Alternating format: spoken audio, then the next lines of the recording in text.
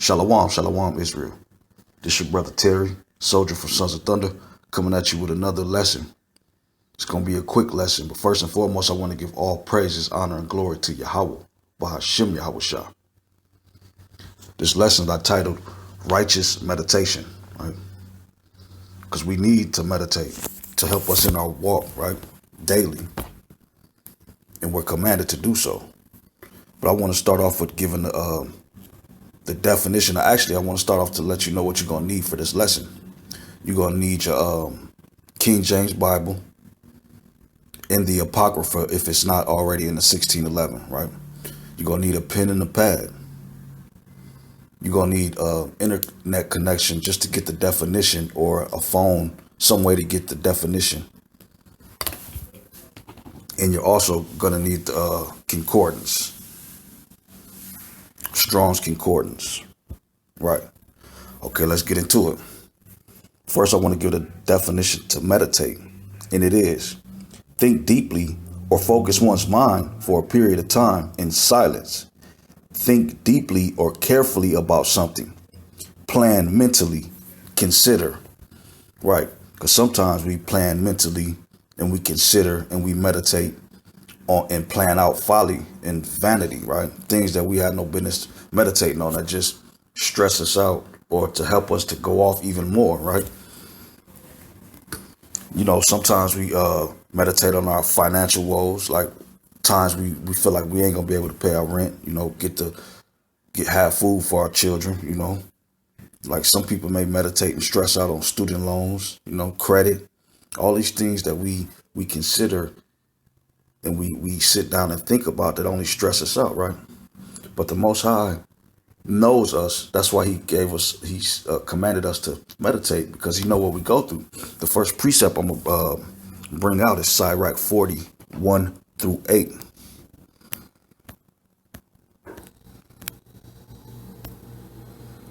Ecclesiasticus 40, let's start at verse 1. And it reads: Great travail is created for every man, and an heavy yoke is upon the sons of Adam, from the day that they go out of their mother's womb to the day that they return to the mother of all things. Right, so the Most High know we gonna have these burdens, and our mind is gonna be thinking about certain things, and we're gonna go through certain things, right? Verse 2, their imagination of things to come and the day of death trouble their thoughts and cause fear of heart. Right, I was just speaking on that. Verse 3, from him that sitteth on a throne of glory unto him that is humbled in the earth in ashes. Right, so the highest of us, the kings and the nobles, the richest of us, to the most downtroddenest poor of us, you know what I'm saying? We all go through these things, right? Verse 4, for him that weareth purple and a crown unto him that is clothed in linen frocks. Right, from the richest to the poorest. Verse 5, wrath and envy, trouble and unquietness, fear of death and anger and strife, and in the time of rest upon his bed, his night's sleep, do change his knowledge. Right. So we go through things, even when we sleeping, you know, we go to sleep thinking about these things, which causes us to wake up feeling the same way. It's a cycle, right? Verse 6, Salakia, verse 6, a little or nothing is his rest, and afterward he is in his sleep, as in a day of keeping watch, troubled in the vision of his heart, as if he were escaped out of battle. Verse 7, when all is safe, he awaketh and marveleth that the fear was nothing. Right, so that's like you waking up, having a dream or something, right? And it's so vivid and real, you think it's really happening, but you wake up and like, I thought all this for nothing, you know what I'm saying? Verse 8, such things happen unto all flesh, both man and beast, and that is sevenfold more upon sinners. Right, so you know we all go through these things, and the people who sin, it's even worse, 7 times worse, right? So we have to understand, and there's things that we have to do, and the Most High gave us commandments and ways to get out of these things, right? So let's go to Psalms 1 chapter 1 and verse 1 and 2. Psalms 1 and 1. And it reads, Blessed is the man that walketh not in the counsel of the ungodly, nor sitteth in the way of sinners, nor sitteth in the seat of the scornful. But his delight is in the law of Yahweh, and in his law doeth he meditate day and night. Right. So blessed is the man that is not a sinner, or who be around sinners, or who listen to sinners, right? Or the ungodly. So we supposed to be meditating in the law day and night, which will help us with these fears and these things that we go through and we think about daily if we meditate in this world. See, this is the power of Yahweh, B'Hashem Yahushua. In Sirach 40, he told us, he know what we go through, the thoughts of death and everything that we in this flesh live through. So he gave us a way out of it, right? So let me go through Matthew 6 and 33. Matthew 6 and 33. And it reads, But seek ye first the kingdom of the Most High and his righteousness, and all these things shall be added unto you. Right. So if we seek in the kingdom, right, we reading, we're meditating, we're keeping the law, statutes, and commandments, and the faith in Yahweh B'Hashem Yahushua, right, we wouldn't have to worry about these things. All these things will be added on to us, right? And what is righteousness? It says, but seek ye first the kingdom of the Most High and his righteousness, right? What is his righteousness and truth? Let's go to Psalms 119 and 142. Salakia. Psalms 119, 142.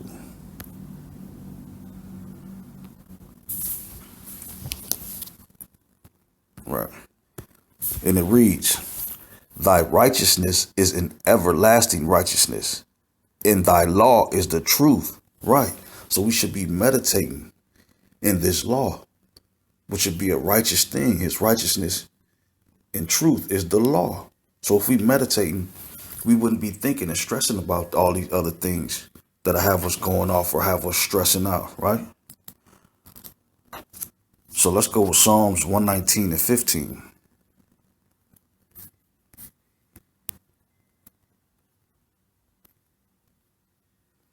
Psalms 119 and 15.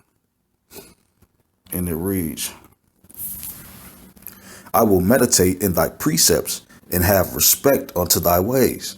Right. So we're supposed to be meditating in these laws and respecting them, which gives us wisdom. Once we be able to apply these laws into our life, apply knowledge, that's the wisdom, right? Now let's go to Psalms 119 and 48.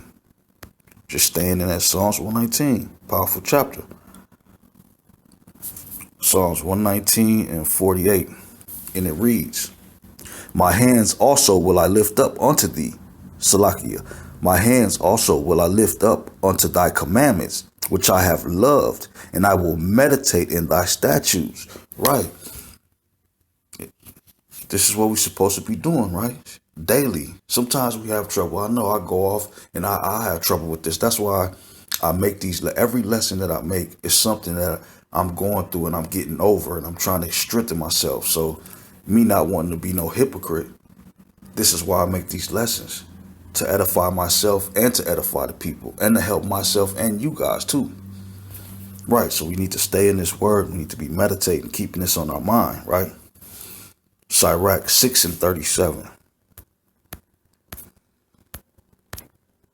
Ecclesiasticus 6 and 37.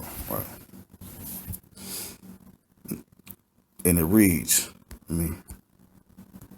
Sirach 6 and 37. Let thy mind be upon the ordinances of Yahweh, and meditate continually in his commandments. He shall establish thine heart and give thee wisdom at thy own desire. Right. So if we desire wisdom, We will be in these words, right? Meditating in his precepts, in his laws, and applying them to our life, which we will be given wisdom once we are able to do that, right? So we're supposed to establish our mind. You know what I'm saying? We don't need to be stressing, right? Not at all. Because we know that if we search out the kingdom first, everything else will be added on to us. So we wouldn't have to worry about these things. Stop stressing about surrender or whatever. Keep these laws, statutes, commandments, faith, and pray, and he'll give you what you ask for. You just have to have faith and endure. Right. I got a couple more precepts and I'm going to end it out. Let's go with 1 Peter 5 and 6. 1 Peter chapter 5, verse 6 and 7. And it reads, "Humble yourselves, therefore, under the mighty hand of God, that he may exalt you in due time, casting all your care upon him, for he careth for you." Right. So that's for when we're asking for these things and when we're praying, we're keeping these laws, statutes, and commandments. You know, just wait. You'll get exalted in due time. It's not about you or when you want it. So just be patient, right? And cast your care upon him. Meditating in these words, not stressing about these worldly, fleshly things, which is not going to change unless you're keeping the law, statutes, and commandments and you're praying anyway. So cast your cares upon him and have faith that he'll change your situation and get you out of those things that you're currently in, right? Let's go with 1 Timothy 4 and 15. 1 Timothy 4 and 15, 16. And it reads, Salakia, meditate upon these things, give thyself wholly to them, that thy profiting may appear to all. Right. So, yeah, when we meditate on these things, which is the law, statutes, and commandments, right, and giving ourselves over to them, actually abiding by them and doing them with your whole heart. Right. And when you profit, everybody going to see that. Right. And that's a way that you can bring people into the truth. Them seeing that you're keeping these law, statutes, and commandments and your life changing for the better. They're going to have questions like, man, what is you doing? You telling this is the most, the Most High is working miracles in my life. And he changed my life and I become a new person. Right? Verse 16, take heed unto thyself and unto the doctrine, continue in them, for in doing this thou shalt both save thyself and them that hear. Right. So when you meditating and you following these law, statutes, and commandments, you're saving yourself from that eternal damnation from the second death. Right. You're trying to fight to get the kingdom. And for those that hear you and hearken and start to become that new person, start keeping these law, statutes, commandments in the faith, you saving people. And this is our job. He commanded us to do the work. And you can't do the work unless you reading, you meditating, and you keeping these law, statutes, and commandments daily. Right, I got two more and then it's going to be over. Let's go with Jeremiah 29 and 11. Jeremiah 29, 11 through 14. Right, this is Jeremiah 29 and 11. For I know the thoughts that I think toward you, saith Yahweh, thoughts of peace and not of evil, to give you an expected end. Right, so he want us to have peace. We just have to meditate in his word and do what he commands us to do. Verse 12. Then shall ye call upon me, and ye shall go and pray unto me, and I will hearken unto you. Right. Verse 13. And ye shall seek me and find me when ye shall search for me, Salakia. When ye shall search for me with all your heart. Right. That's what I've been saying this whole lesson. Verse 14. And I will be found of you, saith Yahweh, and I will turn away your captivity, and I will gather you from all the nations and from all the places whither I have driven you, saith Yahweh, and I will bring you again into the place whence I caused you to be carried away captive. Right. So this is righteous meditation. And this is what we should be doing every day. And when we doing that and we searching his face and we keeping these laws, statutes, and commandments and applying them to our life, he will be there for us. Pray to him, fast, and he will look out for you no matter what. So let's try to work on this and stop all this distressing, unnecessary stressing, and put our cares on the Most High and have faith in Yahweh, Bahashim Yahweh Shai. And that's my lesson. And I want to say Shalom.